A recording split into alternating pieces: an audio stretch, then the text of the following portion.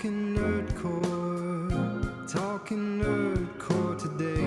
We're talking Nerdcore, Talking Nerdcore our way. We're talking Nerdcore, Talking Nerdcore today. We're talking Nerdcore, Talking Nerdcore our way.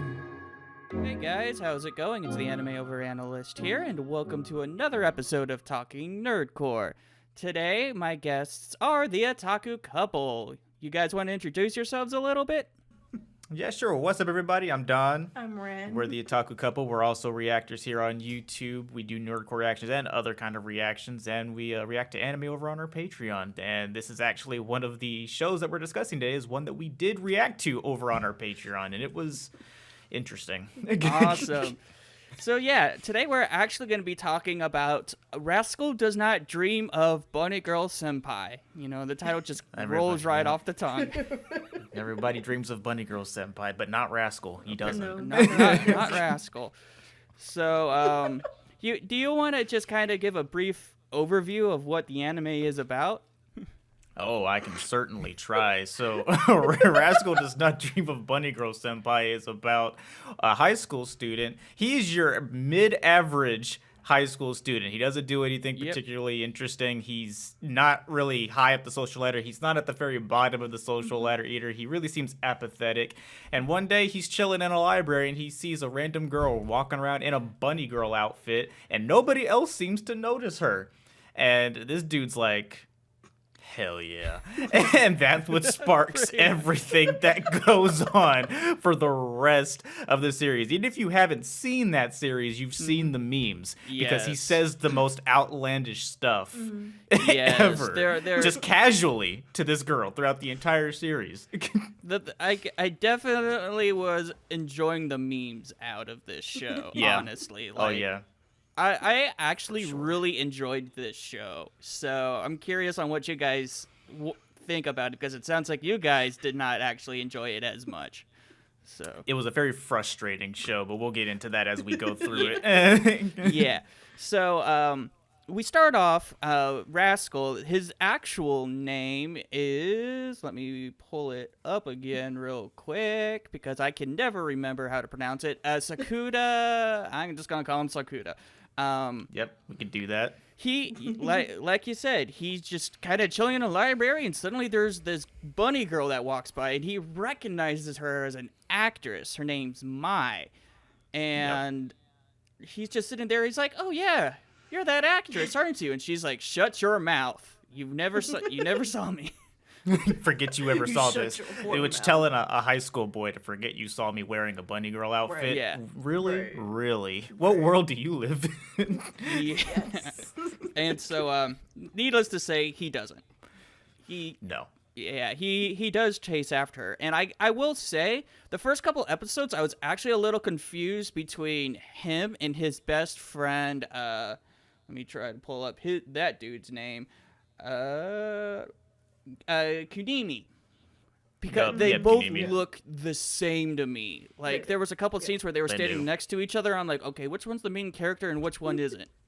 Like, dude, I'm convinced that dude's only point of existing in the series is to give him a popular friend and to also be the main plot point to one story later on in the series. Yeah. He barely has any screen time. He's just your good old popular jock in high school. He's just your good dude. He's a good boy. So, yeah, we start off, and the whole show revolves around this concept called puberty syndrome. And when I first read that, saw that, I thought it was a joke. I was like, puberty syndrome. You're kidding. Isn't that just called puberty? Right. You're right. It is a syndrome. Yeah. But yeah, that name really did I not thought make that was sense. just the joke excuse of why he's horny for the bunny girl senpai. No, apparently it's not. And she said the doctor girl, Faputa, which I'm going to struggle with her name because I'm a huge fan of Made in Abyss, and there's a character called Fatuba, and one of my favorite characters. And so if I accidentally say Fatuba, I mean Faputa. You know, just No switch the P problem. and the T. I know who you're talking about because I pretty much just call her Futaba from Persona 5, based off of that character. That's how I always was like, oh, Futaba, okay, cool. Yeah. But yeah, it was I couldn't figure out if she was a high school student or a teacher, for the longest Right. time. It was so weird. I'm glad because, dude, she's only ever in the one science lab, but she's never in any actual classrooms. She's like, yeah, I'm the only member getting of taught the by science anybody. club. I'm the only member of the science club, and so I'm like, what kind of school is this? There's got to be more than one nerd here. Right. And I'm pretty sure you're not allowed to have a club without any more than at least 3 members. I think so. I think so. So it's like, how are you the only one here?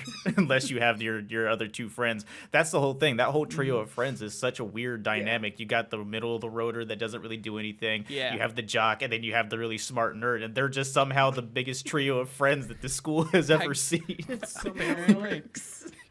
And I mean, works, I the guess. jock has a girlfriend that's like jealous of. Yeah. Uh, She was a bitch. Yeah. He Yeah, was like, she like hates the fact that he's bringing down her boyfriend in the social ladders of standing. He's like, I don't care, and neither does your boyfriend. So why do you care? the whole social commentary of this show was very bizarre to me a little bit. Like Yes. there was points where I'm like, Yes. okay, I understand what they're going with. Because for example, later on we meet a character called Koga, Tomo Koga. She's the girl that Yeah. they kicked her butt. He kicked her butt. Yeah. And Yeah. she's obsessed with her phone. Just constantly, being like, okay, where am I in the social hierarchy? Like that's a huge theme in the show. It's about social hierarchy, which I think they took it to a little bit of an extreme, but Yeah. it's also one of those things where it's like, I don't know Japanese culture. It could be way different than American Yeah. culture about social hierarchies.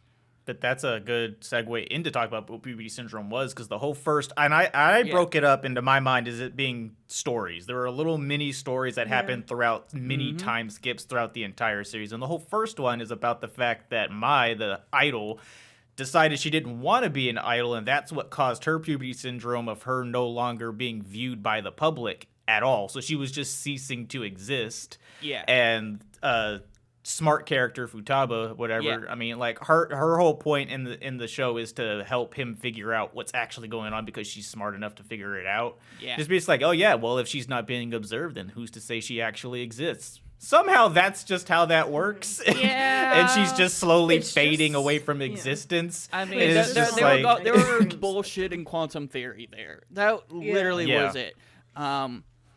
I actually, my reasoning for puberty syndrome all boiled down to one word, and it was insecurity.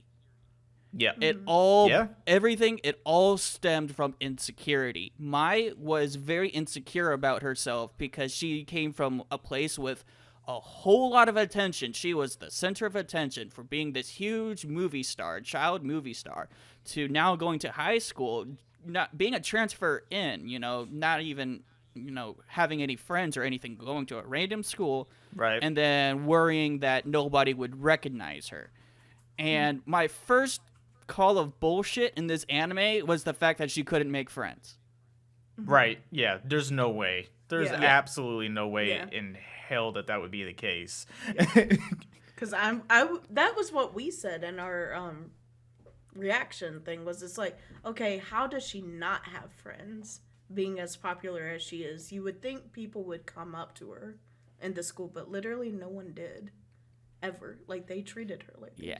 she didn't Yeah. exist. even after her whole Yeah. puberty syndrome incident got handled, Mm-hmm. that still never really changed. She still just was kind of the loner outcast in the Yeah. school.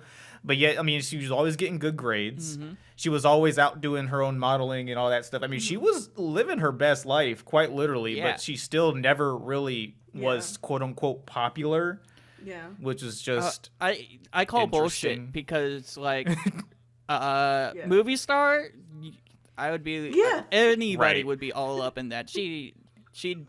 Their excuse was everybody by this point has their own social clique. And they don't want that to doesn't- steer away from their social clique, which Right. I You get would want to to be a with point. that clique. I get. But there's to a no certain way extent. that Yeah. every single clique doesn't want her involved in their Yeah. clique. I mean, Yes, that exactly. like there's no famous. way they don't want that. Even if they don't want to specifically just be like her friend just for the sake of being her friend, they want to be able to say that they are quote unquote friends with her.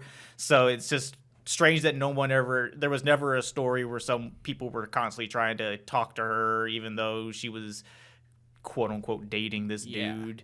It was just kind of like, okay, this is pretty interesting for for supposed to be a romantic comedy anime for Yeah.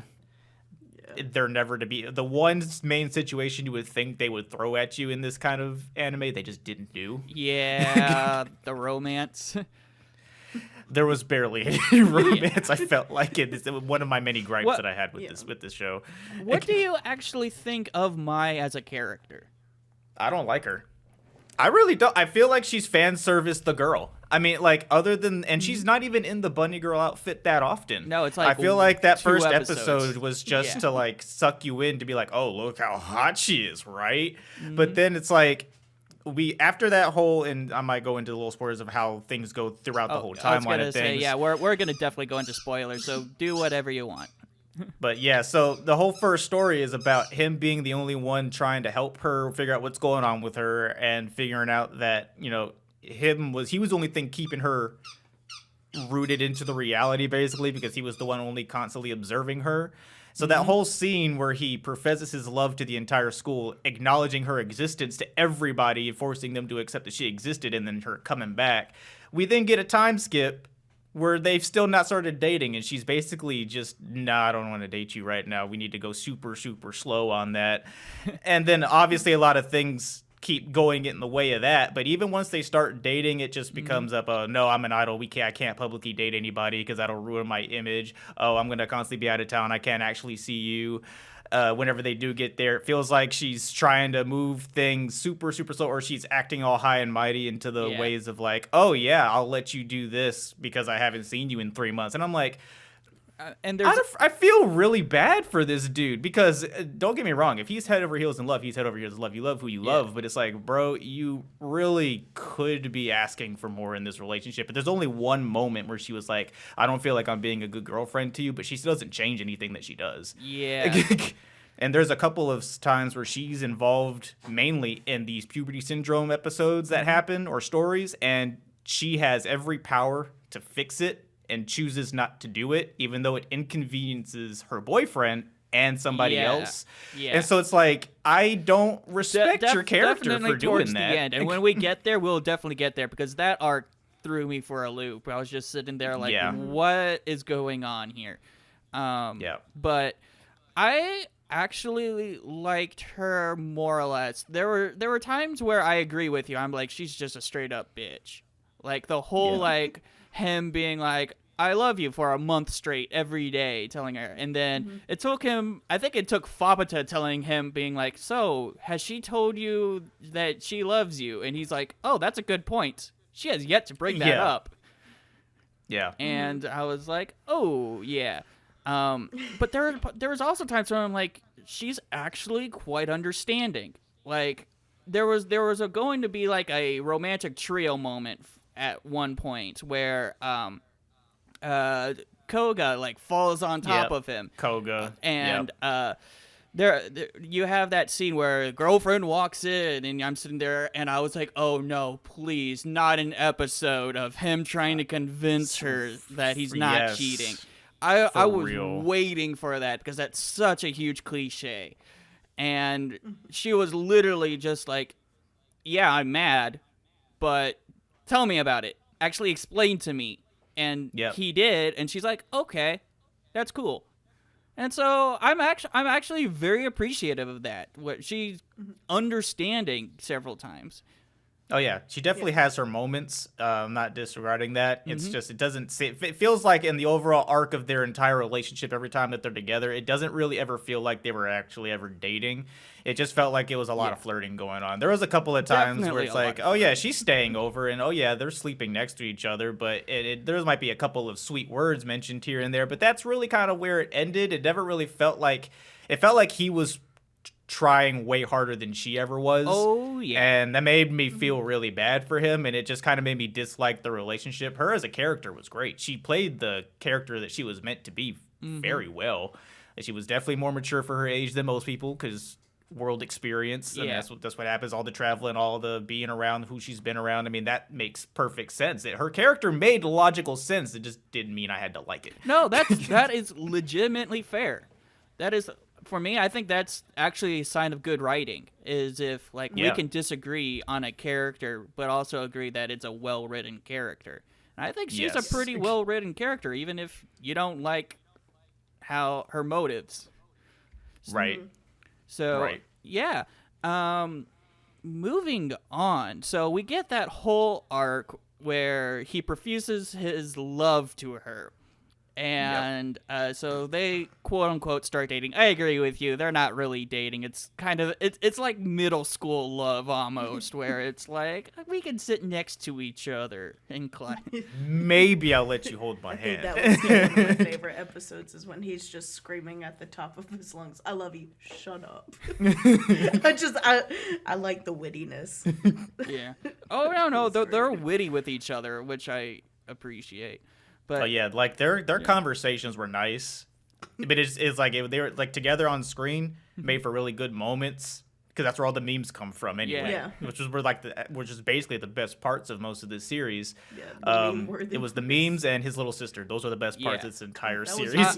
I adore his little sister. But yeah, well, that's gonna be a huge plot point of this entire series, so we can definitely get into that a little later.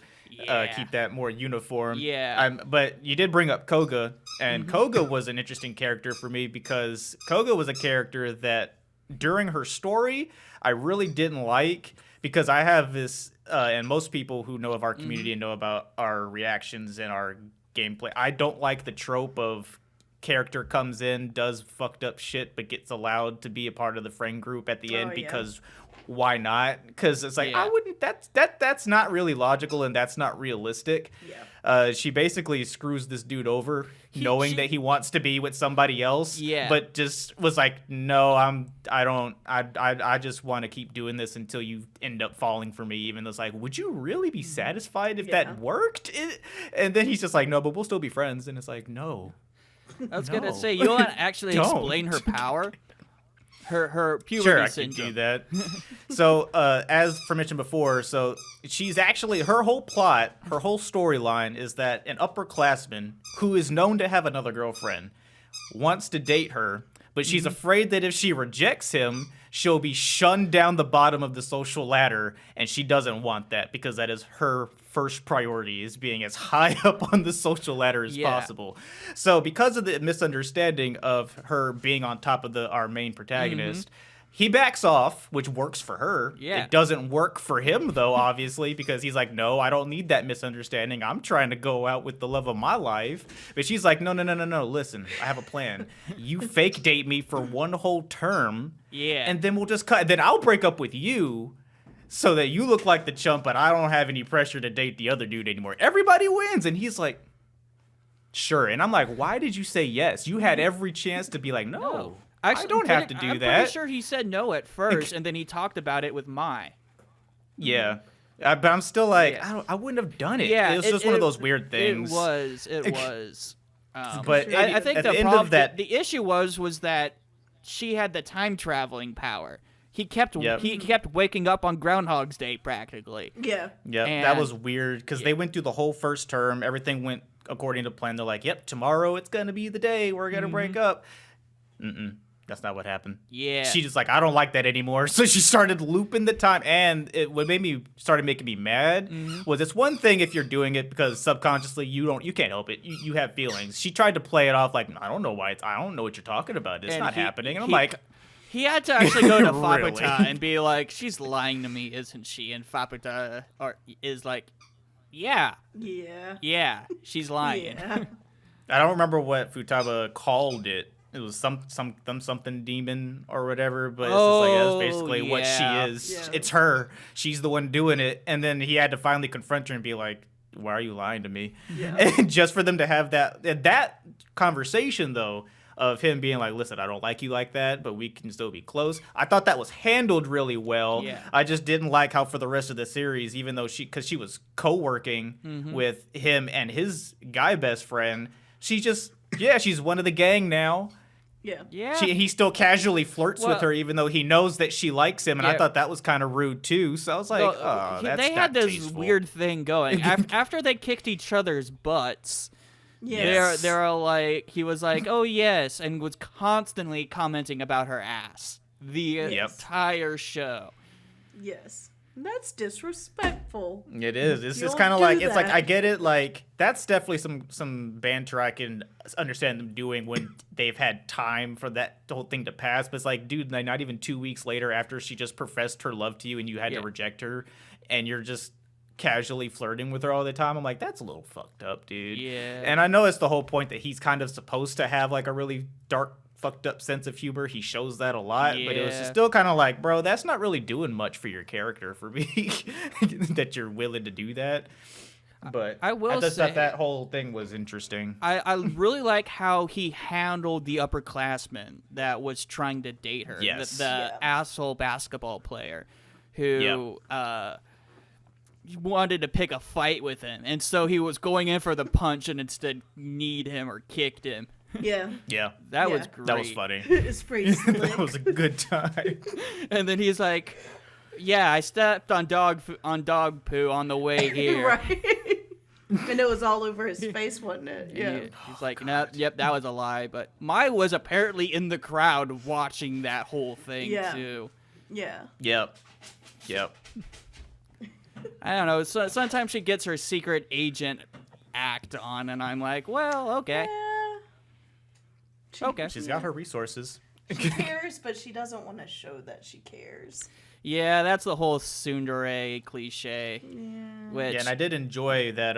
There was a couple of times that he eventually figured out that that's what it was. So he would just turn it around on her and do what you always Step do to on get me. a tsundere to stop being there.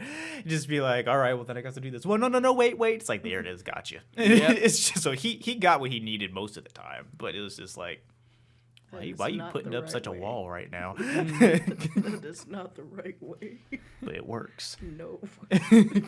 yeah. wrong So the next arc we get is Faputa's arc, and this is the one where she Wow. doubles. She has a Yes. doppelganger, and Resulting from her taking lewd photographs Yeah. for the internet.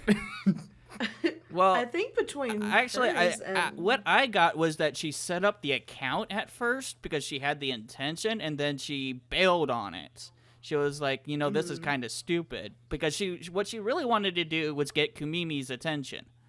Yes. That's Yeah. all she wanted to do was get his attention, and this is where that insecurity comes from. Like that's the whole root of the puberty syndrome. She's super insecure about how to approach Kumimi. And freaking our main character is like, just talk to him.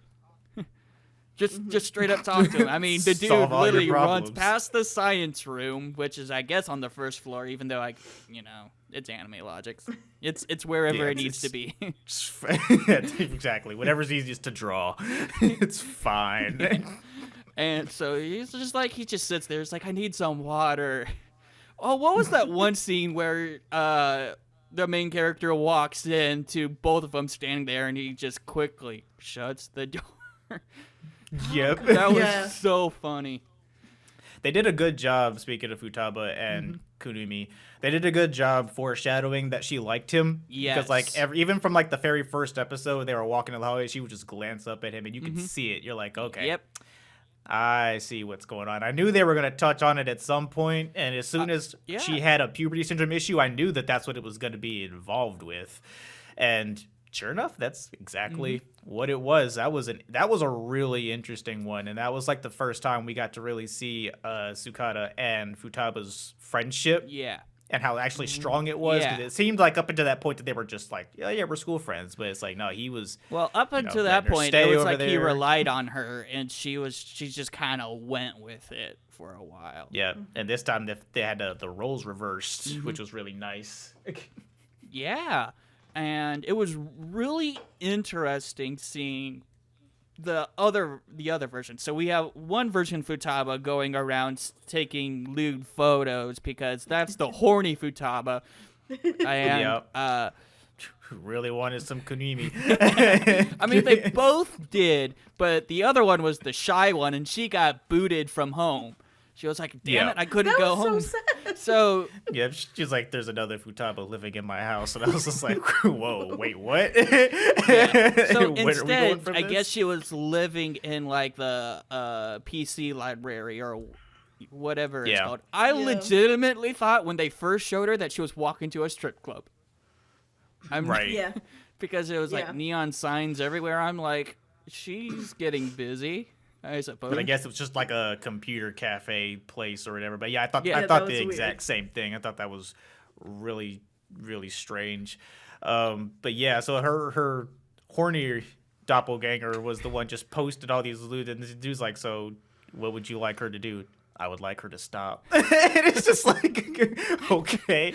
And then her whole arc gets resolved by her coming to terms with the fact that, you know, it's okay to want to be included in all of these things and to be a part of the friend group and to understand that they care about her and nothing is going to happen to them that's going to make them stop caring about her by, you know, Texas like, yeah, I texted him during trouble, and then bam, here he is showing up immediately. I Like, know. okay, what happened? What did he that do? scene so much.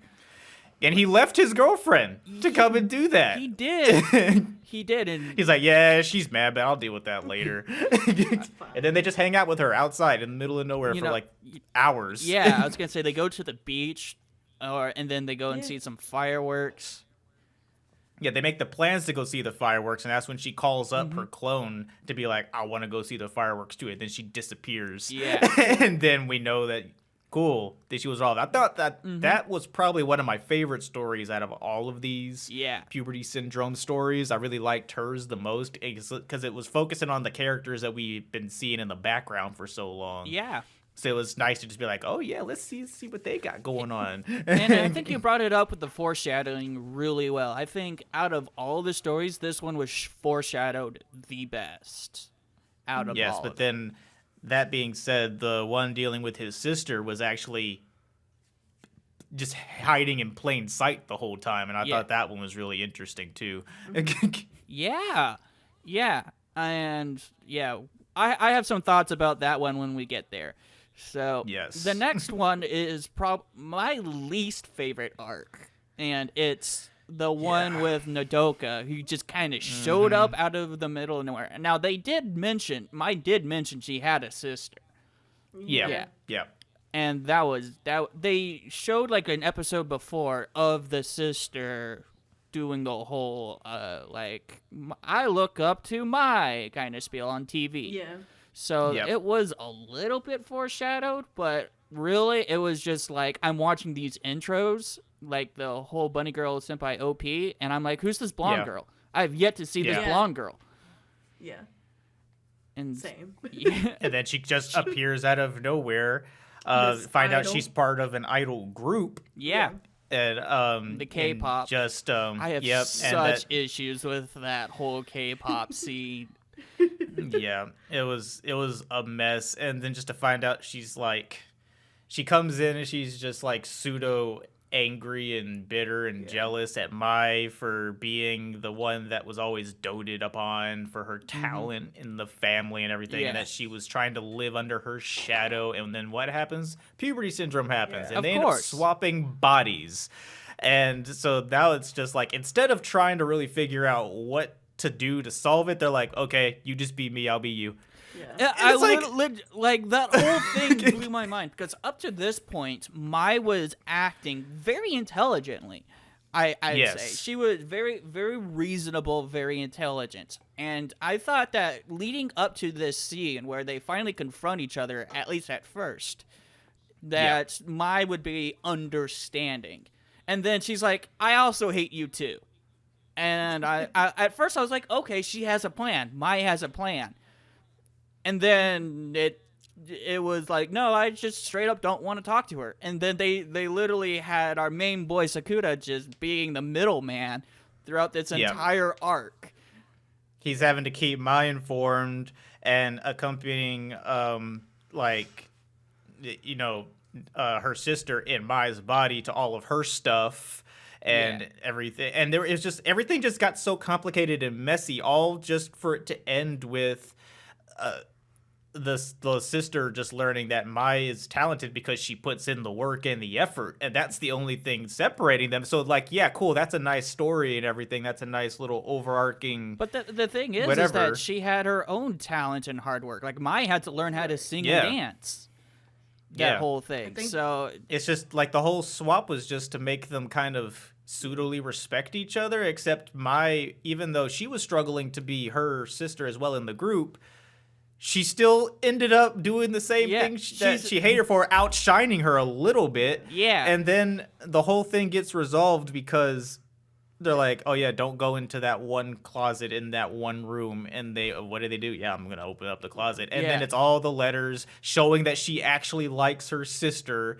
And then they finally talk and then it finally resolves. So it's like, okay, so going back to what I was talking about earlier about what I don't like about Mai, that's what I mean. She had the resources and the solution to that whole problem the whole time. Yeah. And just decided like, no, I don't want to do it. And it's like, okay, so you're going to inconvenience everybody right now because you just don't, because why not? Shits and giggles. Because we never get an explanation as to why she just didn't want to do that. Yeah, my only thought, and this is why I was thinking that Mai had a plan in the very beginning, was that the whole syndrome revolved around her sister, Nodoka. And so my thinking was, okay, Mai's just playing it cool so that Nodoka figures her shit out. Yeah. But then she wasn't playing it cool. No. And I was very confused at that point. I was like, okay. And it was just like, keep it up. It's like, hey, how did her commercial shoot go today? Oh, she freaked out and she almost passed out on the set. She hyperventilated. And it's like, Right. she hyperventilated. And then it's like, oh, well, And then she does her K-pop group thing that she's been practicing for who knows how long, and fucking earns a goddamn solo. Yeah. The thing that she's been trying to get done for her the whole time, and then makes her mom finally proud of her, even though it's not her doing it, just makes her feel worse. So it's just like, I almost feel like Mai just did it out of vindictiveness. I don't think that's the case. No, it just kind of feels like that's I maybe think what it could have been. Her idea was she was going to propel Nodoka into an actual spotlight, because at this point she was in a group and she was revering Mai because Mai has a spotlight. She's her own character, whereas Nodoka is in the group. She's part of a unit. And so Mai's like, okay, I'm going to help her out by, giving her a solo, giving her like an opportunity to have the spotlight on her. But it went off in a way where Nodoka didn't earn it at all. Yep. Yeah. Plus, so it ended up doing a little more harm than good, and then all the way back to, once again, the whole thing about you could have gotten everything resolved and just talked her through it, maybe helped her practice more. I mean, you could have do the sisterly thing, but it's like, no, why do that? Let's make the main character suffer for a little while and have to deal with both of you guys for however many weeks that was. The whole situation with their mothers especially is just... It just seems so weird to me a little bit. I mean, it might also be part of Japanese culture a little bit, but it was like, wow, you're not going to care about your children at all, except when they do this very particular thing. Yeah. Like, I don't believe that at all. Yeah, I mean, and we kind of already got a glimpse of that, because in Mai's first story, the first story that we started with, I mean, her mom forgot she existed as well when she stopped being the idol, even though that was, it's like, I know that's your manager as well as your mom, but that's your mom. Yeah. Even the main character was like, bro, are you kidding me? That's your daughter. She's like, I don't know what the hell you're talking about. I'm like, bro, that's just messed up. It is. But, like, I mean, the whole thing is like, if that was the case and she forgot her daughter, then like, how did she become a manager and stuff? You start thinking that there'd be like gaps in everybody's memories if they can't remember something. instead. Right. It's just like, how does this puberty syndrome thing pick how it lifts them up out of reality, and just how does it leave everything else? It didn't really ever. Yeah. It felt like we were just kind of expected to just kind of accept things as it was coming at us in this series, and not meant to ask any questions. Because a lot of the puberty syndrome stuff, when you start asking the questions, it stops making sense. Oh a yeah, lot of the time. definitely. It definitely. Like, why does it only revolve around Rascal? Like, Yeah. why? Is he the conduit? And then we find out from the earlier on that he had a puberty syndrome incident. That's why he's got the scar across his chest. And I've got my whole thoughts about that too at some point when we get there. Yeah. Yeah. I was still confused by that. I was like, that yeah. makes no sense to have physical harm on you and your sister. Yeah, that also goes back to the sister and with his situation, because I think we kind of glossed over that character too. He met this random girl, his first crush, on the beach the day that he had his incident, and then we find a similar looking girl but much younger. She's a baby and on then the street, again. and then he starts looking after this cat that she wants to adopt, but she can't, so she just comes over to the house all the time to play with the cat. Just That's allows already random weird. girls at the house, like. And I love how his sisters do it, saying what we're thinking. becoming She's a like, "Oh my God, she's a delinquent. My brother's got a harem because all these women keep showing up. Like my sister, shows up, and then this girl." And it's like that whole situation was weird because that never got resolved either. He was just kind of determined to figure out, like, okay, does she have an older sibling or something? Like, is it a family member that I'm thinking of? I mean, she's exactly the same person. She's just not as old. It's weird. It kind of gets resolved. I have theories about it. It doesn't fully get resolved, but when we get there, I'll talk about it. So yeah, we have this whole Nodoka my body switching arc, which I think we both agree sucked. It's probably the worst arc of the season. It was definitely my least favorite. Yeah. So after that, we finally get introduced to Kaide's issue a little bit. I mean, throughout the whole series, it was kind of foreshadowed as well about like what her deal is. But like literally right off the bat, when I was first watching it, I was like, why is this dude taking care of his sister alone? Where are the parents? Yeah. Right, where are the parents? That Why was is a she whole always shit at home? Why is she situation. always wearing the same onesie pajama outfit? And why does she act and talk the way that she does? So Yes. many questions. She talks in third person. Like, why does she want to wake up with brother? And my first thought was, wait, it's just anime. Yeah, I thought that too, but then I will say I was very off-putted because the first thing she says is she makes an incestuous joke, and I was like, oh please don't let this be part of this anime. I mean, I get it. Like, you see the title, you see the poster for this is a girl in a bunny girl outfit. Yeah. You're like, please, no, I And don't she kept need this making trope those in this kinda show. jokes, Don't too. do it. And it never does. It's just she No. always makes the joke, and it was just doesn't always go weird. to like no game, no life levels. No, thankfully. Yeah. But yeah, so do you want to kind of explain what Kaide's situation is a little bit?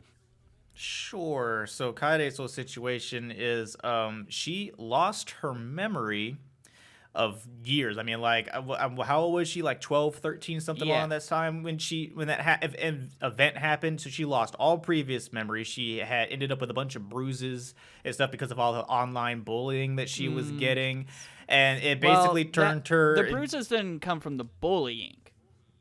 Right. It came from words hurt. No, well, the amnesia came from the bullying. What happened was that the bruises and the marks and stuff came from her trying to remember what happened. Right. Yeah, we found that out late. Yeah, we found that out later on. Yeah, that's right. And so she ends up so we figure out, oh, that's why she acts so weird and young. She has no memories of anything. She's afraid of the outside. She hasn't left the house. And literally, my first thought was like, man, this girl got a stink. She wears the same outfit. And so once we finally start getting into her story, then everyone starts like bringing her new clothes, starts being like, Mai hey, pretty much adopts her practically. Yeah, pretty much. It was like the first like well, since he's taking care of her and now she's taking it, that was the first time I felt like, okay, cool. The couple's actually doing something together, taking care of his sister. This is sweet. This is wholesome. I like this. And we've, found out like, okay, so she wants to start going outside. Her goal is to go back to school one day and all that stuff. And then we finally start meeting the parents. We find out that the parents couldn't handle what was happening with her. So they just kind of said, okay, Yeah. bye. You take care of Yeah, her. You that can keep threw this me place. for a I was like, loop. okay, that's real fucked up. I was gonna and then say, the dad it's like shows up and it's like, hey, so how you doing? How's she doing? And he's It's all like, right bro. with it. Yeah. Well, I'm like, bro. okay, so my What? theory was when I was watching it, and I still kind of have this theory, is that the reason why she didn't get better any sooner was because he was holding her back. Yeah, I agree. I think that was the case. He kind of just allowed her to do what she was doing for as long as it was. I think his It whole literally mindset took was, the introduction of I don't want to all make these it other worse. girls. Yeah, it took Yeah. it took the introduction of Mai to be like, okay, I kind of want to go outside. I kind of want to do all this other stuff. Yep, that and then probably also like the want to not hold her brother back. It's just like I wanna get better. I mean, she has been so used to. They both kind of became pretty codependent on that. He became Yeah. codependent on her for being what she was doing, and she obviously relied on him for everything. So it was just like it was definitely not healthy, but it was cute when they were trying to help her get over all of her stuff. And everybody chipped in. I mean, this became the biggest story in this entire series. It was the longest story. It was definitely the most like involved. All the characters got involved with this one. I feel like that story should have been the main pretense of the show, and everything else should have been like side stories. Yeah. Because I feel like hers, near the end, I felt like that was the main point of all of puberty syndrome, because she was the reason why this whole thing started. That's how he learned about it. Yeah. Was because of her. And then everything else just kind of fell in line to it. So I wish they had kind of reversed where it started. It was just everything from letting her get used to answering the phone, letting her get used to just getting dressed, stepping outside, just outside the door. I mean, it was so gradual, but it was like, okay, cool, progress. And then we get... She had the adorable diary of goals. Yeah. Yep. It And- broke my heart when she did get her memory back and Yeah. she didn't like pandas anymore. That truly broke me down. I felt really bad for the main character when that happened, because it's like, clearly they were so The much voice closer. acting was so good. Yeah. Yeah.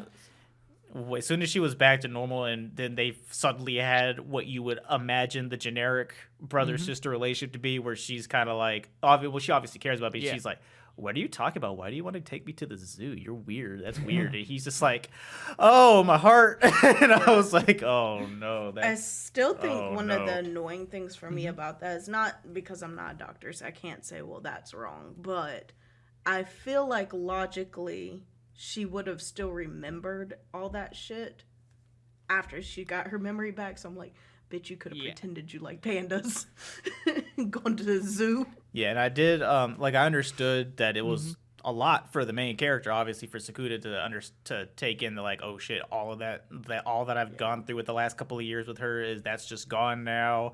The Kaede that I knew for that time is gone now. I mean, he was obviously going through some stuff for a little while after that happened, but it was also kind of like, I can't help but feel like, that was kind of your goal, though. So it's like, I know it's bittersweet, but it's it like, was your come on, man, just cheer up a little bit. I mean, she's back. You kind of solved the problem. That was kind of the goal. I mean, I guess in his heart of hearts, he kind of hoped that it would be resolved, but she would still be the new little sister or whatever. But it's like, it's a little selfish. But that's, again, the whole point of this series is like just the insecurity and the selfishness of everybody, and everybody just and no character in this show is perfect. They're all very flawed. That's the whole point of the show. So it still goes in line with everything. But yeah, I just thought that was a little strange on how that was handled. Just a little bit. Just a tiny little bit. I actually really, really enjoyed it. I didn't think the strange part, I think, was more of just the random girl that shows up, the imaginary girl. Yeah. And So weird. I for me, I started kind of piecing the pieces together midway through the season. When I'm sitting here, I was like, wait a minute. What kind of insecurity does Sakuda have? Because this is when I was starting to develop that insecurity theory, was that the whole puberty syndrome all relies on insecurity. So I'm like, he's been chill throughout the entire thing. Like, the closest thing he had was an insecurity was literally running out and yelling about his love for Mai in the school. And I think that was just more of like, I gotta do this. It's embarrassing as hell, but I gotta do this. It was a last-ditch effort to do what he felt needed to be done. Yeah. And so it made sense. Yeah. So I was piecing that. I was like, there's something up with this guy, because for some reason, he didn't really have a puberty syndrome. They hinted at him having the scratch marks and be like, yeah, that's it. I'm like, that can't be it. That can't be it. And so his insecurity stems from the fact that he felt like he could have done something to help prevented the Kaide's amnesia. He felt like there was something he should have done more of. And you actually see this throughout the entire season, where he's doing his best. He's bending over backwards to help everybody. Now, he'll do it in like a snarky way, or he'll, joke about it. He but means well. He legitimately, he goes on this whole tirade about reading the atmosphere. Trying to be like, okay, this is what the room is like. And he's like, no, he's gonna go and actually really try to help people. Yep. Yeah. And so, that's what I was trying to figure out. It was like, what was his insecurity? And it was just the fact that it all stems from the fact that he couldn't help his sister at all. Yep. So that's where his need to help everybody comes from, and because someone helped him. So it's like a paying it forward kind of thing. But it's like, even all that being said, it's like still random girl shows up. And it's like, my theory is, what is your goal here? He wanted someone to help him out. That's how she came about. That was the whole imaginary girlfriend, because no one knew her, from the very beginning. It was like, who is this weird girl? She never attended this school at all. And it was, he envisioned someone to help him out. And it just so happened to be a girl, probably because he was horny at the time too. But go Rascal. Yeah. So that's the whole thing. I think the whole scratch marks was more of like a side effect of it. Yeah.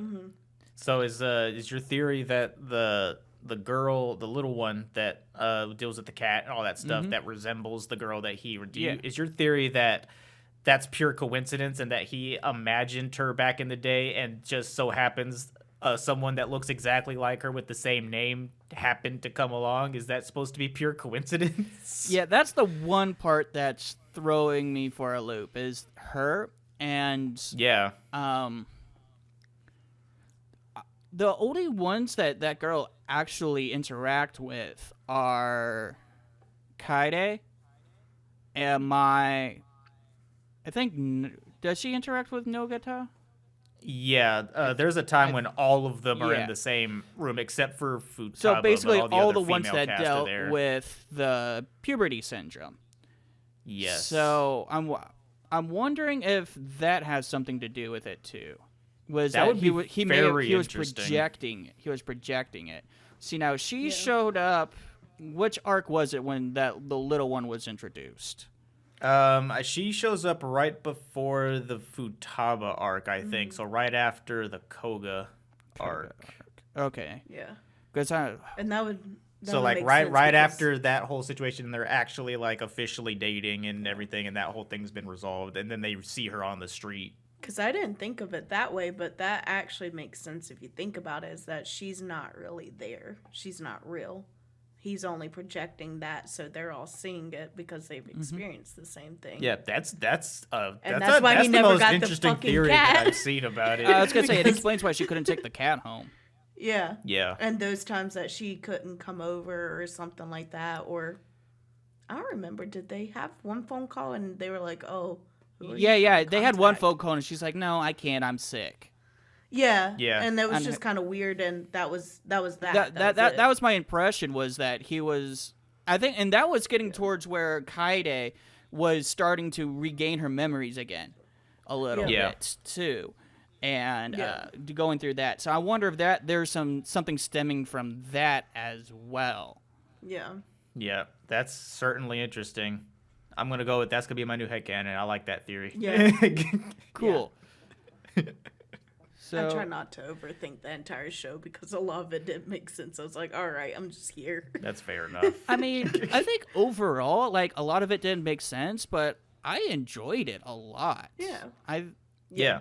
You know, I would say, like, I enjoyed the show, but I think, like, the overarching gripes that I have with it were the main characters. I like Sukata a lot. I thought there was obviously some stuff that he did that was just like, well, that doesn't make sense for your character that the show has been making you out to be the whole time. Yeah. You're doing stuff that's out of character. I didn't really appreciate that.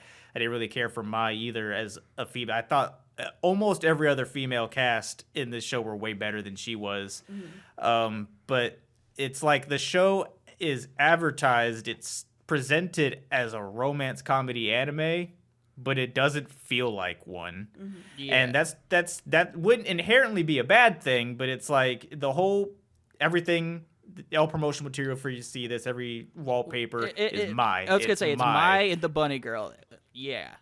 Which never really happens, and it's not like, oh, I want to see Mai in the bunny girl outfit because I don't really care for her character either way. But it's like the whole point of this anime feels like it's about Sukata and Kaede, which is like, so now the title doesn't even make sense. The whole premise of it really doesn't make Yeah. sense. I mean, Yeah.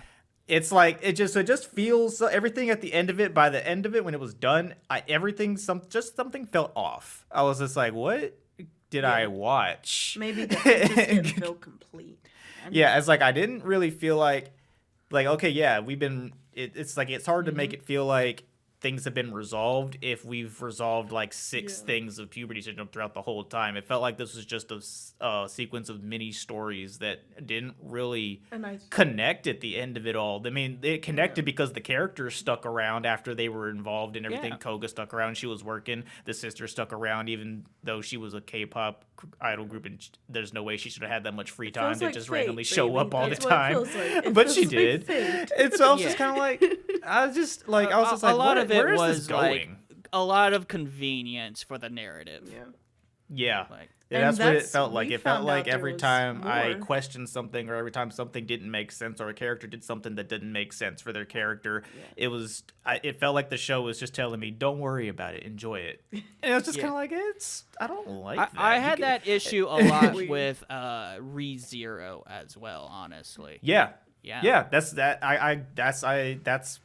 basically had the same way I feel about that too. So it was just kind of like, I don't know. It's just I was going into it with low expectations, but I expected that I knew what the premise of it was going to be. But then once we resolved the main premise that it seemed like the show should have Yeah. been about by episode 3, and in our reaction, I said it because I said to her, I was like, I'm afraid about what they're going to do next because now it doesn't feel like they planned this very well.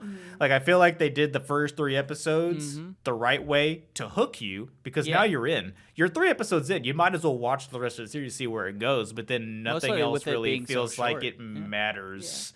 But that was one of those we found out there's actually more to the show, and I didn't know it. There's like one where Rascal doesn't dream of Dream Girl, which is supposed to be about the girl that he saw on the beach. And then we were in the store and we saw their collection, and there's another one where it says Rascal does not dream of Devil Girl, and it's like, I where are we think those are going with the this? movies. yeah, Because I know Yeah. there's movie for this, but and then the manga I think is longer than the series is. So I because I think there's been like talk about them making a season 2, but it's Yeah. like that's the whole thing. Like I had to ask myself because we knew going into it that there was talk of a season 2. So by the end of it, I was like, I don't know how interested I am in watching season 2 though. Honestly, this was a fine for a watch, and it would definitely still serve as good background noise if I just wanted to have something playing in the background that I don't have to really pay attention to. But if I look up, I'll probably see something funny. But it's just like overall, like the anime comes off to me as very mid. It's not bad, but it's definitely not a like top tier anime, but I feel like everything that I hear people talk about, everything that I see about it online, it's getting a lot of praise, and I don't really understand where the praise comes from. I mean, the writing is good, but the characters are meh. The story is all over the place, and it doesn't really feel like things were it just didn't feel like it was about what it was supposed to be about. Yeah. So the title is definitely misleading in the advertising. I can definitely get that. Yeah, I mean, for me, I tried really. This was like the first show where I really actually tried not thinking too much about, because oftentimes that is what I do, is be like, okay, how are they doing this narratively? Like I was watching Haikyuu, and like I was like, okay, so they set this up in this episode and this up in this episode. yeah. And this one, it was just I agree. I think it's a mid tier, but I think for what it does it simply. Yeah. And I think it's simple but effective, honestly. I think there is a lot of narrative conveniences that does drive me a little crazy sometimes. But I think just how simple it is. It doesn't go overboard with the characters. It's literally got like 10 characters. Yep. And I like that. I really do. The focus is more on trying to flesh out the dynamic between them. Yeah, and their livelihood, what's going on with them, their issues, and how that's affecting this puberty syndrome to make it more interesting than just dealing with generic high school problems, because no one wants to see that again. Yeah. So, like, I understand why they did what they did. It all ended up feeling weird. Yeah, that's cool. That's totally cool. You said you actually didn't like Sakuda at some points, and I'm curious, what about him did you really think went against his character? Right. I don't really enjoy the whole "I'm gonna help everybody" trope. And so that's like a lot of the things. Like, we see him for the first 3 episodes or something, and he comes off as very meh. He doesn't really care about like his own social standing and everything like that. And then the only thing that we see him actually give a crap about is this girl, but then immediately kind of throws that to the wayside to help out the freshman girl. Felt weird. And then the other stuff wasn't as bad as that, but that would just seem like that went super left field, because then when we get to the story with him helping out Mai's sister, he didn't really have a say in that. He had to do that because Mai just was the one that had to solve that, and she didn't want to. And also with Futaba, because Futaba also had to solve that problem herself. So it's just like, I don't know. It was just being there for his friends, that's fine. But putting up with what he put up with seemed like, why? Why do you put up with that? It's like, you don't have to be this involved in all these situations, but he just does. And it's just like, after a while, it's just kind of like, all right. I just stopped caring about his character, because I was like, he's just going to do whatever for the sake of story plot. Like, he's kind of just the insert plot device here. He's got to be involved somehow, some way, and this is how we've chosen to do it. Gotcha. It feels like almost every problem could have been solved without him, but he's involved anyway because, yeah. I haven't really thought about it that way. For me, it's just I get immediately attached to that trope of good guys just want to do good things. Like that's those are some of my favorite characters, are the people who are like genuinely want to be good. And so well, then that makes sense. Yeah. It's just a different taste in character tropes and whatnot that we have. Definitely. What about How you, did you Ren? like the main character? I didn't really have an issue with him. I liked it, but that's because I'm the same type of way, as I want to help people, even if I don't care about people. It's a weird dynamic of wanting to help and not caring. So I think that's why I kind of bonded with him in a sense. It's like, I'm fine being where I am. I'm fine with my little group of friends, but all of a sudden we got these people having issues. So, can I help them? Yeah, see, I'm much more prefer the anti-hero trope. So the ones that, they'll help, Yeah. But they're not going to go out of their way to help Yeah. you. I think that maybe that's kind of the thing. Like, I didn't like him helping the younger girl. I thought that was kind of stupid because he stuck his nose in business that wasn't his. Like, Yeah. he could have easily just kind of gone off of that. But everyone else, it kind of fit. Yeah, Because, it's like, just even that the idol one, the sister. Koga story, and then the sister story. I felt like were the ones that he really shouldn't have been involved Yeah. with those.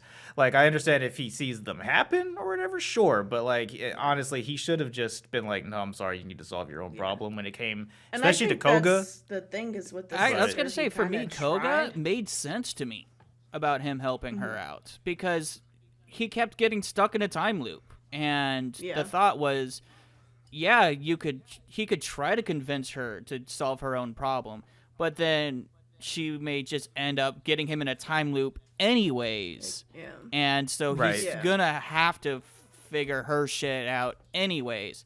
Now, why he got into a time loop with her, I could agree that's kind of weird. Like, Called why him? plot convenience. Plot convenience. That Yeah. just falls under the category of for the plot. Yeah. So see, yeah, again, Yeah. so little things like that just happen, and it just throws things off in a lot of these stories. It only takes like one or two things in these stories to happen, like along those lines, something so subtle, but that just suddenly makes nothing else make sense. Yeah. And it's just like, well, okay, just gonna see how they resolve this. And it's like the sister one that just irritated me because I'm just the whole time like, all right, how are they gonna resolve this? How are they gonna resolve this? Yeah, it's resolved by them finally talking. Yeah. Yeah. That's not a satisfying ending to this. I feel like what was the point of the last 3 episodes? I think with that one too is why it didn't bother me as much is because like he wasn't actively trying to help her. He just got stuck with her Yeah. because Mai and her didn't want to talk about their problems, and that Yeah. just goes with bratty siblings. Honestly, like I mean, that's just what it was. Is like, I mean, Maya's dad had an affair with somebody else. Yeah. And she just didn't want to talk to the sister, even though she loved the sister. But why say you love the sister? Right? Why do that? And then she was just like, all right, this is your problem. When he was just like, I'm just here. Right. He's So- like, I'm just confused. What's Yeah, happening? so, like, even though that one kind of makes a little bit more sense because, I mean, they are family. And I feel like if we're thinking long down the road, they'll end up meeting. So it kind of makes sense to take on that problem. Right. But he didn't really take that problem. He was forced Yeah. to have that problem. Yeah. So, It's a good time, right? but I liked him. I liked his attitude. I thought he was hilarious. Oh yeah, like I said, he had the best quotable out of the entire series. Just Yeah. constantly, his dialogue was the best ones. Yeah. Yeah. I think that's how I felt about every character. Is I just didn't like their dynamic, like their relationship dynamics. But I loved the characters. I thought they were hilarious. But Yeah. I think them together, the not so the much. romance part could really do better. And I think I was actually thinking of this while I was watching. It's like the anime for me that does the romance the best. It would probably shock you guys. It's the 7 Deadly Sins. No, I can see it. It's because that show is there's only one couple where they go Right. throughout the entire series going like, yeah, I don't know. Everyone else, they go, bam, matched up. We are good to go. Everybody knows who they want. But listen, that's too simple. That's too convenient. Why would we make romance convenient? Yeah, and that's the whole thing with like It's this too show. easy. It's like because again, if it's like supposed to be a romance anime, it felt like the romance stuff was just every time that a romance thing happened on the screen, like oh, him and Maya are gonna have this nice intimate moment together. It felt like the show was just trying to be like, hey, remember they're still together. Here you Right. go. Have It's this. like, oh yeah, and then they're trying to kiss. You see? Oh. And then she's like, oh, nope, that was your one shot for the day. yeah, and he's just like, dang it, I guess I have to try harder next time. And it's like, okay, you shouldn't be this okay with this, bro. but he is. Well, it's they funny. never really, And like, I guess they got in a couple fights, but they never really, like, got in a fight, at least emotionally. no. Yeah, no. Nope, they and I guess that's just the benefit of going through the weird stuff of puberty syndrome together. It's kind of like, what do you fight about at this point? We've seen some weird shit. Well, She was like, anybody had said, Mai's very understanding anyway, so all the weird stuff that happens around him, she's just like, okay. yeah, it really does make me wonder, like, how come nobody else deals with the puberty syndrome? And I'm really wondering if it all stems from him. Like, for some reason, he's like the source of it. Yeah. Right. That would be an interesting, if that's like where they go in this next season or throughout if the story continues, if that's what it ends up being, is just people that he knows are getting affected because he's the source of it all. Yeah. That would definitely be interesting, and it would actually make some things make sense. But it just feel like we just left off season 1 with a lot of unanswered questions and a lot of stuff that either didn't need to be in there unless it's going to make sense later on, but for now it doesn't make any sense it's there, so it's just like, okay. Yeah. I was going to say that actually does kind of make sense because the scientists kept talking about, was it the cat in the box? Yeah, Schrodinger's cat. Yeah. Yeah. And, like, so he's the box and his friends are the cats, which would make sense because, like, if Mai was insecure about her shit, but then it came again to the fact that she has a half-sister as well, that would explain why the half-sister came in. So he's he's just a branching effect of puberty syndrome, so everybody that he knows gets it, and then people close to those people get it, and then it just slowly the whole world will have puberty syndrome. And it's like that may explain why all the people who've already had puberty syndrome can see the girl, the imaginary girlfriend. It's because it all stems back to him. Yeah. Wasn't there some kind of like that theory about that as well? I don't know. They were talking about a lot of quantum physics BS there. Yeah, which by the way, no too high much. schooler should be as smart as Futaba was. Anyway, Right. she's speaking about like super high level quantum physics stuff, and he's just like, "You're making my brain hurt. Just give me the dumb version." Yeah. what are you talking about? I think there was one that was like quantum physics for apes, and he's like, "Those are some smart apes."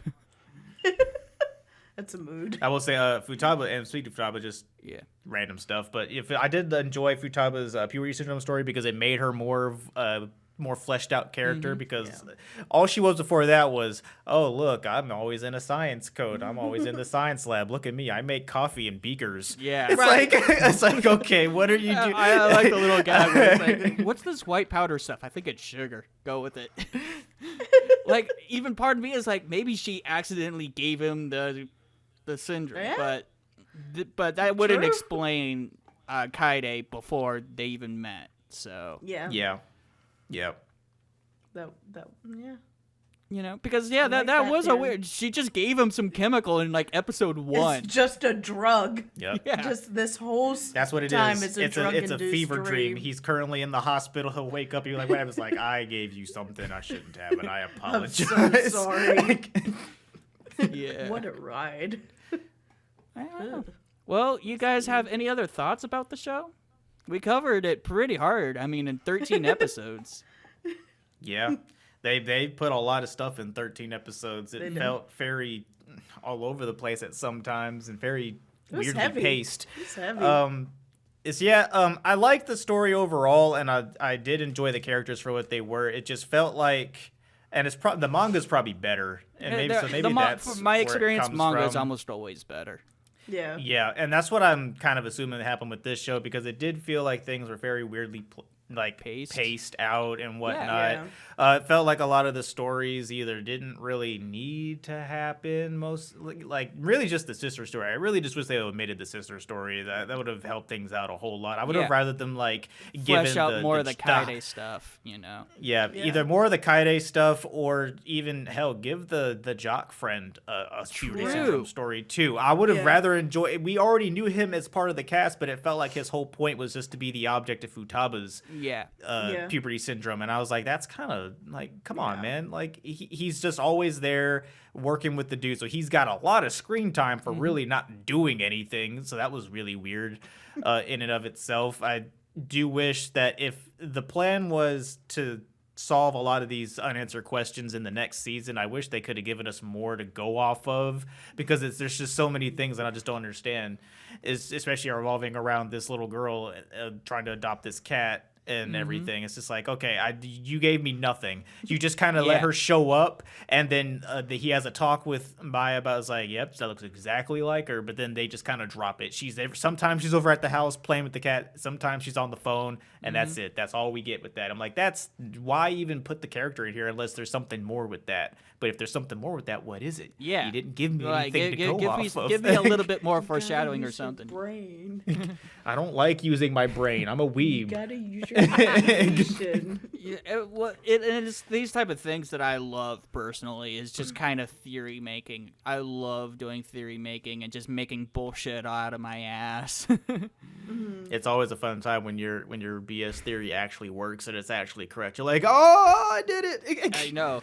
That's why I make a than lot that, of Kingdom like- Hearts theories, because Kingdom Hearts is such a great series to just make random BS theories out of. Bro, and you'd probably be right more times than not when it comes to Kingdom Hearts, because it can be just as outlandish as you could possibly make it. But for the rest of this show, animation I thought was really good. The anime opening is amazing. I I like that. love the It was opening. great. I almost like, we have a thing on our Patreon where we always watch it the first time it shows up, and then we skip it for the rest of it just to keep the videos a little bit more concise. But I would have watched that intro every single time. Honestly, I did. It was There was like good. maybe 2 or 3 times when I didn't, and that was like some of the more serious episodes where I was like, no, I really actually want to get into it. Yeah. And it looks great. I mean, so like everything about this show is great except for like the weirdly paced story. But it feels like that's the biggest point of the show, so I felt conflicted by like halfway in. But then we got to the Kaede stuff and I was like, okay, I'm all for this because I really like this story. So at the end I just feel all conflicted about it, and I have to just give it a mid rating for myself. Okay. And if I were to watch it again, I would, but not as like a serious watch or anything like that. And I really don't know if I'd watch a season 2. It would really kind of depend on like whatever trailer I see for it. And if I feel like it's gonna answer some questions that I had, I will definitely check it out.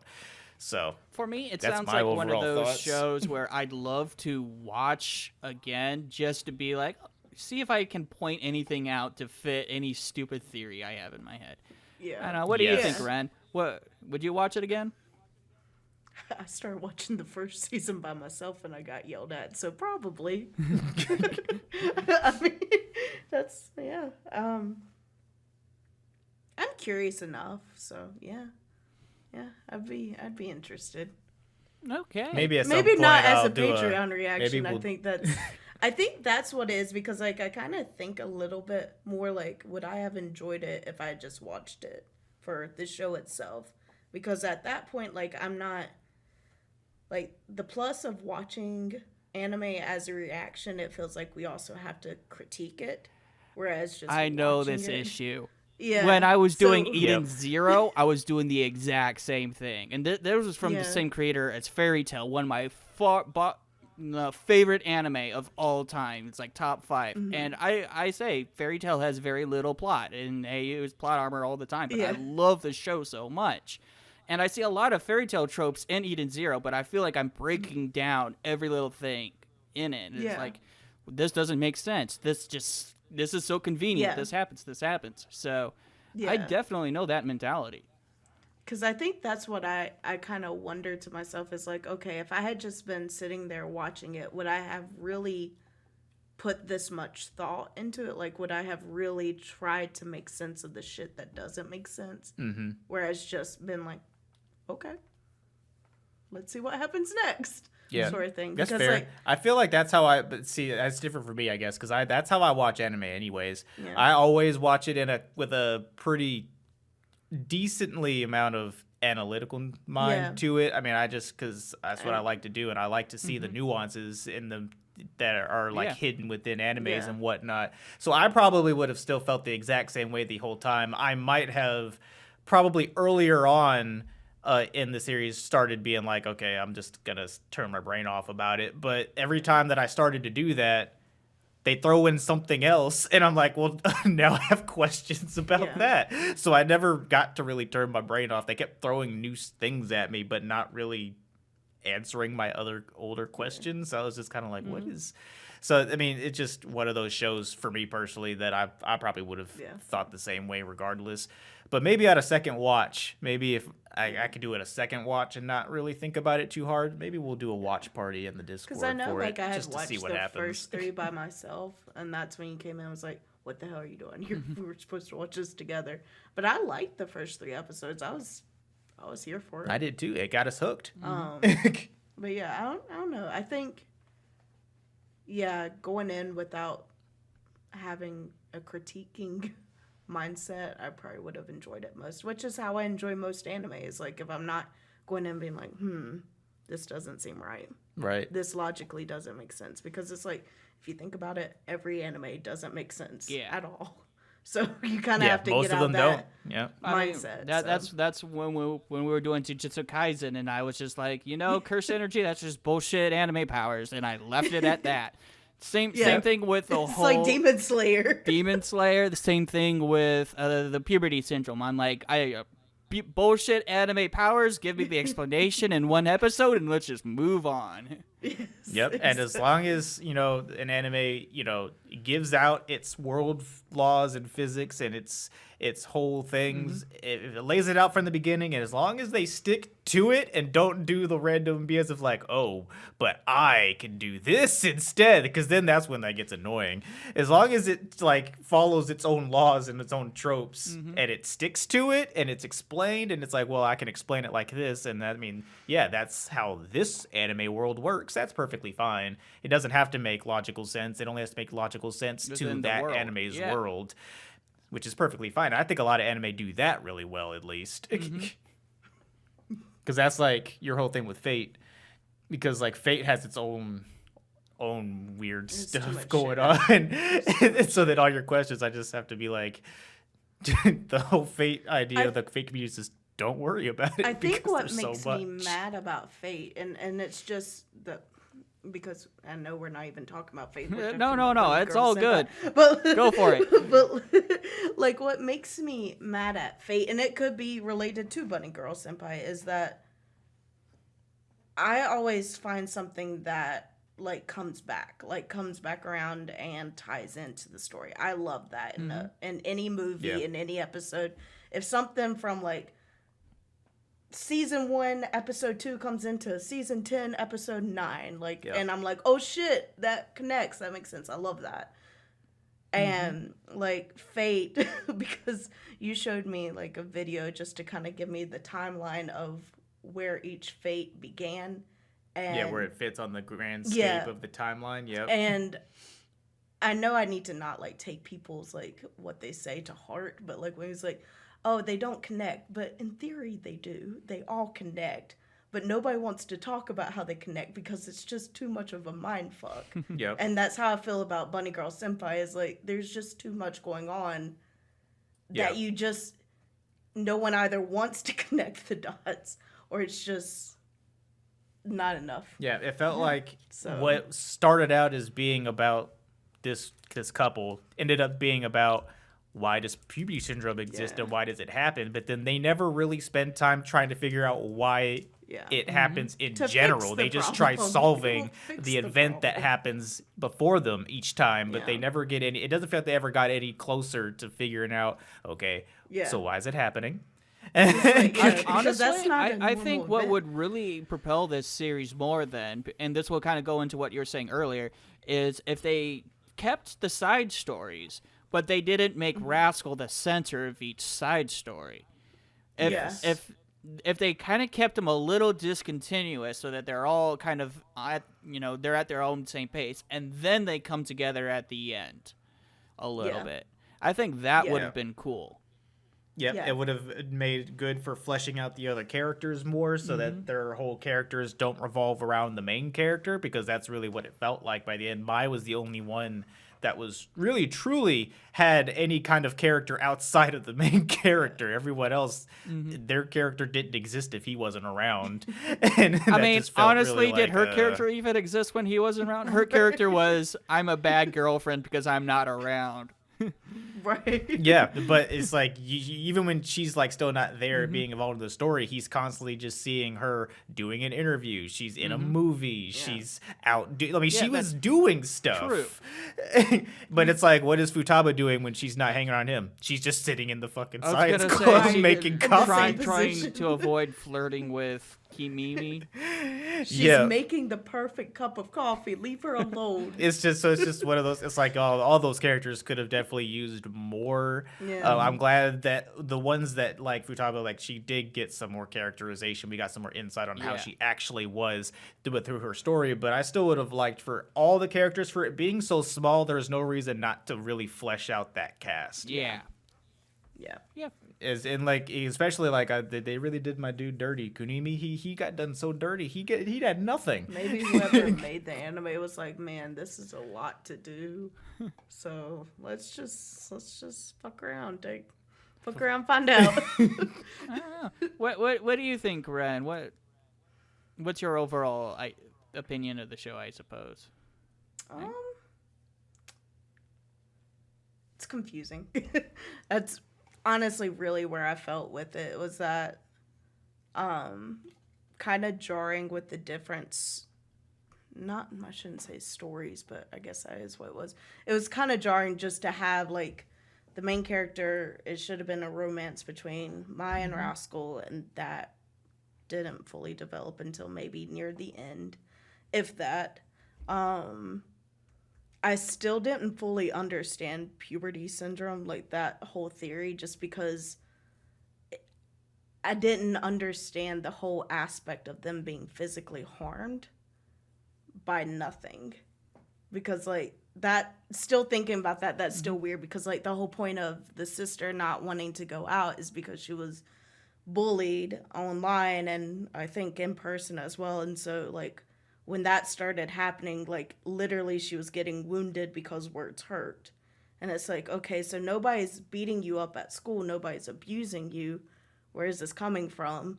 And then the same with the brother having, like, the gash in his stomach. It's like, okay, why do you have physical wounds? Yeah, and then even From- Futaba, because I mean, her clone Yeah. existed in the physical plane. Yeah, she it was going just- to school. that was She kinda was weird. Using a phone, she was taking physical pictures that went out onto the Yeah. internet. So it's just kind of like, what is going on? Actually, Yeah. like, what all is involved with I think, this? yeah, I think that was just where Okay. I didn't care for that, because it felt way too real. And I'm not saying it wasn't real, but it felt like that shouldn't have been a real thing. Like, that should have been a mental thing, and it wasn't, or it wasn't accurately displayed. That was a mental thing. I versus agree there. physical. I think it's a mental thing that wasn't properly explained, because I think Yeah. it all boils down to my insecurity theory, was that it Yeah, all and- stems from insecurities. Yeah. And Yep. that makes so much more sense, because, It like, does. coming in, like, I was just thinking, I had no guess as to what the moral of the story was. I was just like, this is just weird. Yeah, and I do agree. I think your insecurity thing is definitely Yeah, I think that's like spot on. That on. makes things make way more sense. But then it's also like, I mean, don't get me wrong. Yeah. I know we're both a little smooth brain, but the show could have done a little better to try to let us know that was the overarching story here, because it still portrays the story as being like, nope, this is about this couple. Right. Yeah. That you're not Oh, actually yeah. seeing Yeah. them doing anything. So I was just like, okay, Yeah. what do you want from me, show? What am I doing Yeah. here? I What think am it I would paying have attention to? Even made it, because, like, the more we talked about it, the more I'm kind of, like, just theorizing stuff and, like, oh, that would have been cool.